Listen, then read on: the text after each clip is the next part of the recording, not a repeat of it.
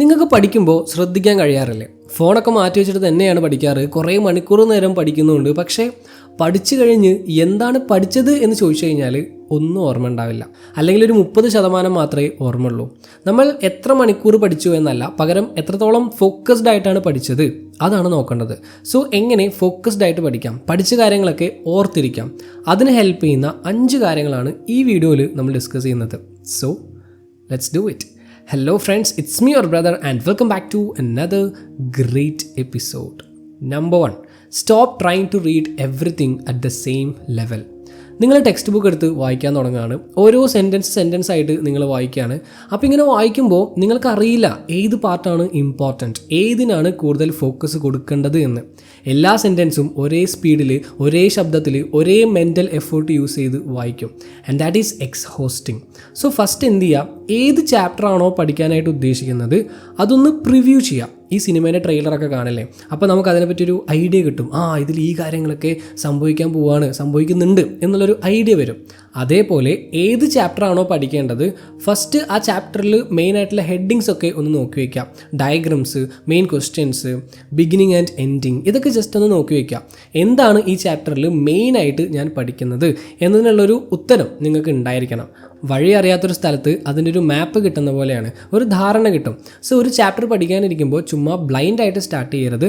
First ഒരു structure കൊടുക്കാം, ഒന്ന് പ്രിവ്യൂ ചെയ്യാം. Okay. Number 2, read less passively. നോർമലായിട്ട് വായിക്കുമ്പോൾ ഒരു പ്രശ്നമുണ്ട്. നിങ്ങൾ വായിക്കുന്നുണ്ടാവും, ഓരോ വേർഡ്സും വായിക്കുന്നുണ്ടാവും, പക്ഷേ അതിനെപ്പറ്റി ആവില്ല ചിന്ത, വേറെ എന്തെങ്കിലും പറ്റിയിട്ട് ആലോചിച്ചുകൊണ്ടിരിക്കും. അവസാനം ഫുള്ള് വായിച്ചു കഴിഞ്ഞിട്ട് എനിക്കെന്താ ഒന്നും ഓർമ്മയില്ലാത്ത എന്ന് ചോദിച്ചുകൊണ്ട് അവിടെ ഇരിക്കും. സോ എത്ര പേജ് വായിക്കണം എന്നല്ല, പകരം വായിച്ചുകൊണ്ടിരിക്കുമ്പോൾ തന്നെ അതിനെപ്പറ്റി മനസ്സിൽ ചോദ്യങ്ങൾ ചോദിച്ചുകൊണ്ടിരിക്കുക. ഇതെന്തുകൊണ്ടാണ് ഇങ്ങനെ സംഭവിക്കുന്നത്? ഇതിലെ മെയിൻ ഐഡിയ എന്താണ്? ഇതിലെ മെയിൻ ആളുകൾ ആരൊക്കെയാണ്? മുന്നേ പഠിച്ച ചാപ്റ്ററുമായിട്ട് ഇതിനെന്താണ് കണക്ഷൻ? ഈ ഭാഗം ഇങ്ങനെ അല്ലായിരുന്നെങ്കിലോ? ഇതിൻ്റെ റിയൽ ലൈഫ് എക്സാമ്പിൾസ് എന്തൊക്കെയാണ്? ഇങ്ങനെ ടോപ്പിക്സിനനുസരിച്ച് നിങ്ങൾ ക്വസ്റ്റ്യൻസ് ഇങ്ങനെ സ്വയം ചോദിക്കാം. അങ്ങനെ ചോദിക്കുമ്പോൾ അത് കൂടുതൽ ഇൻട്രാക്റ്റീവ് ആവും, കുറച്ചുകൂടി രസമായിട്ട് പഠിക്കാനായിട്ട് പറ്റും, ഫുള്ളി പ്രസൻറ്റ് ആൻഡ് ഫോക്കസ്ഡ് ആവാനായിട്ട് പറ്റും. പ്ലസ് പഠിച്ചതൊക്കെ ഓർമ്മയിൽ നിൽക്കുകയും ചെയ്യും. Number 3, after every important idea look away. ഇത് സിമ്പിളുള്ളൊരു കാര്യമാണ് കേട്ടോ, ആൻഡ് ആൾസോ ഈസി. ഒരു ഇമ്പോർട്ടൻറ്റ് കൺസെപ്റ്റ് വായിച്ചു കഴിഞ്ഞാൽ ദെൻ ആ പേജ് അടച്ചു വയ്ക്കുക. പെട്ടെന്ന് തന്നെ അടുത്തേക്ക് പോകരുത്. പകരം അത് അടച്ചു വെച്ചിട്ട് നിങ്ങൾക്കതിന്ന് എന്താണ് മനസ്സിലായത് എന്ന് സ്വയം ചോദിക്കാം. ബുക്കിൽ നോക്കാതെ തന്നെ അത് എക്സ്പ്ലെയിൻ ചെയ്യാൻ ശ്രമിക്കാം. ചിലപ്പോൾ നിങ്ങൾക്കത് പെർഫെക്റ്റ് ആയിട്ട് എക്സ്പ്ലെയിൻ ചെയ്യാൻ പറ്റുന്നുണ്ടാവും, ചിലപ്പോൾ പകുതിയേ ഓർമ്മ ഉണ്ടാവുള്ളൂ, ചിലപ്പോൾ നിങ്ങൾക്ക് മനസ്സിലാവും ഒന്നും മനസ്സിലായിട്ടില്ല എന്ന്. ഈ 3 ഔട്ട്കംസും യൂസ്ഫുൾ ആണ്, ബിക്കോസ് അവിടെ ഒരു ഫീഡ്ബാക്ക് നിങ്ങൾക്ക് കിട്ടുകയാണ്. സാധാരണ എങ്ങനെ ഉണ്ടാവുക, നിങ്ങൾ ബുക്ക് എടുക്കും, വായിക്കും, ഈസി ആയിട്ട് ഫീൽ ചെയ്യും, മനസ്സിലായി എന്ന് തോന്നും, അടുത്ത കൺസെപ്റ്റിലേക്ക് പോകും അല്ലേ? പക്ഷേ ശരിക്കും നിങ്ങൾക്കത് മനസ്സിലായി എന്ന് പ്രൂവ് ചെയ്യാനുള്ളൊരു അവസരം നിങ്ങൾ ബ്രെയിന് കൊടുക്കുന്നുണ്ടോ? ഇല്ല. സോ ഇവിടെ നിങ്ങൾ ബുക്ക് അടച്ചു വെച്ചിട്ട് എക്സ്പ്ലെയിൻ ചെയ്യുമ്പോൾ അവിടെ നിങ്ങളുടെ ആ ഒരു സപ്പോർട്ട് പോവുകയാണ്. അപ്പോൾ ശരിക്കും അറിയാൻ പറ്റും നിങ്ങൾക്ക് മനസ്സിലായിട്ടുണ്ടോ ഇല്ലയോ എന്ന്. ശരിക്കും അപ്പോഴേ മനസ്സിലാവുള്ളൂ ശരിക്കും നിങ്ങൾക്ക് ആ കൺസെപ്റ്റ് മനസ്സിലായിട്ടുണ്ടോ എന്നുള്ളത്. Number 4, connect new information to something you already know. നമ്മളുടെ മെമ്മറി എന്ന് പറയുന്നത് അതെല്ലാം സെപ്പറേറ്റ് ആയിട്ടല്ല സ്റ്റോർ ചെയ്ത് വയ്ക്കുന്നത്. നമ്മൾ പഠിക്കുന്നൊരു കാര്യം ഓൾറെഡി നമുക്കറിയാവുന്ന മറ്റേതെങ്കിലും കാര്യവുമായിട്ട് എത്രത്തോളം ഈസി ആയിട്ട് കണക്ട് ചെയ്യാൻ പറ്റുന്നോ അത്രത്തോളം ഈസി ആയിട്ട് നിങ്ങൾക്കത് ഓർത്തെടുക്കാൻ പറ്റും. സോ ഒരു പുതിയ കാര്യം പഠിക്കുമ്പോൾ ജസ്റ്റ് ഇതെന്താണ് എന്ന് മാത്രം ചോദിക്കാതെ ഇത് കാണുമ്പോൾ എനിക്കെന്താണ് ഓർമ്മ വരുന്നത്, എന്തുമായിട്ടാണ് എനിക്ക് കണക്ട് ചെയ്യാൻ പറ്റുന്നത് എന്നാലോചിക്കാം.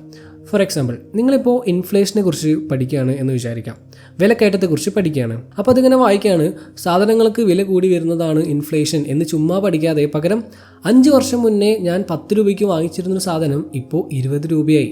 ആ ഒരു എക്സ്പീരിയൻസുമായിട്ട് കണക്ട് ചെയ്യുക. അപ്പോൾ ആ കൺസെപ്റ്റ് ടെക്സ്റ്റ് ബുക്കിലുള്ളൊരു ഡെഫിനേഷനായിട്ട് മാത്രം ഒതുങ്ങി നിൽക്കാതെ നിങ്ങളുടെ റിയൽ ലൈഫിലൊരു കാര്യമായിട്ട് മാറുകയാണ്. ഇൻഫർമേഷൻ ഉണ്ടായതുകൊണ്ട് മാത്രം കാര്യമില്ലല്ലോ, അത് എവിടെയൊക്കെ ഉപയോഗിക്കണം, എപ്പോഴൊക്കെ ഉപയോഗിക്കണം, എങ്ങനെയൊക്കെ ഉപയോഗിക്കണം എന്നൊക്കെ നമ്മൾ മനസ്സിലാക്കണം. സോ കഴിയുന്ന കാര്യങ്ങളൊക്കെ ഒരു എക്സാമ്പിളായിട്ടോ കമ്പാരിസണായിട്ടോ സ്റ്റോറി ആയിട്ടോ ഒക്കെ ഒന്ന് കണക്ട് ചെയ്യാൻ ശ്രമിക്കാം. Trust me, it works amazingly. And number 5, don't reread when you forget, try to remember first. ഇത് റിവിഷനുമായിട്ട് ബന്ധപ്പെടുത്തിയിട്ടുള്ള ഒരു കാര്യമാണ് കേട്ടോ. This is very important. Suppose നിങ്ങൾ കഴിഞ്ഞ ആഴ്ച ഒരു ചാപ്റ്റർ പഠിച്ചു, ഇന്ന് നിങ്ങൾക്കത് അത്രയ്ക്ക് ഓർമ്മയില്ല. അപ്പോൾ എന്താ ചെയ്യുക? മിക്ക ആൾക്കാരും വേഗം പോയിട്ട് ബുക്ക് എടുക്കും, ആ പോർഷൻ വായിക്കും അല്ലേ? അത് പ്രൊഡക്റ്റീവായിട്ടൊക്കെ തോന്നാം, ബട്ട് അതിനേക്കാൾ ബെറ്റർ ആയിട്ടുള്ളൊരു കാര്യമുണ്ട്. ബുക്ക് അടച്ചു വയ്ക്കുക, ഒരു പേപ്പർ എടുക്കുക. എന്നിട്ട് എന്താണോ നിങ്ങൾക്ക് ഓർമ്മയുള്ളത് അത് ആ പേപ്പറിൽ എഴുതാം. ഫുള്ള് കിട്ടണമെന്നൊന്നുമില്ല കേട്ടോ. എന്താണോ ഓർമ്മയുള്ളത് അതങ്ങോട്ട് എഴുതാം. നിങ്ങൾക്ക് കഴിയുന്ന പോലെ എഴുതിയാൽ മതി. എഴുതി കഴിഞ്ഞിട്ട് നിങ്ങളുടെ ടെക്സ്റ്റ് ബുക്ക് എടുത്തിട്ട് അതിലുള്ളതും നിങ്ങൾ എഴുതിയതും തമ്മിൽ ഒന്ന് കമ്പയർ ചെയ്ത് നോക്കുക. അപ്പോൾ നിങ്ങളുടെ ആ മെമ്മറിയിലുള്ള ഗ്യാപ്പ് നിങ്ങൾക്ക് മനസ്സിലാവും. ആ ഗ്യാപ്സ് മനസ്സിലാക്കുന്നത് വളരെ ഇമ്പോർട്ടൻ്റ് ആണ്. കാരണം അപ്പം നിങ്ങൾക്ക് ശരിക്കും എവിടെയാണ് ഓർമ്മയില്ലാത്തത് അവിടെ മാത്രം ഫോക്കസ് ചെയ്യാൻ പറ്റും. ഓൾറെഡി അറിയാവുന്ന കാര്യങ്ങൾ പിന്നെയും വായിച്ച് സമയം കളയേണ്ട കാര്യമല്ല. പിന്നെ നിങ്ങൾക്ക് അറിയാവുന്ന കാര്യങ്ങൾ നിങ്ങളുടെ മെമ്മറിയിൽ നിന്നും റിട്രീവ് ചെയ്യാണ്, ഓർത്തെടുക്കുകയാണ്. അതിന് നിങ്ങൾ പ്രാക്ടീസ് ചെയ്യാണ്. ഈ സെയിം സ്കിൽ തന്നെയാണ് എക്സാം ഹാളിലും വേണ്ടത്.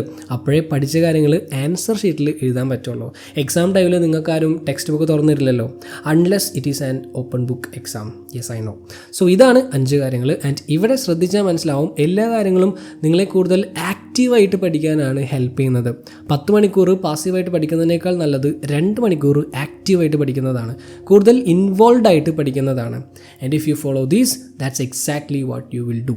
So that's it. വീഡിയോ എല്ലാവർക്കും യൂസ്ഫുൾ ആയി എന്ന് വിചാരിക്കുന്നു. അങ്ങനെയാണെങ്കിൽ like, share and subscribe for more.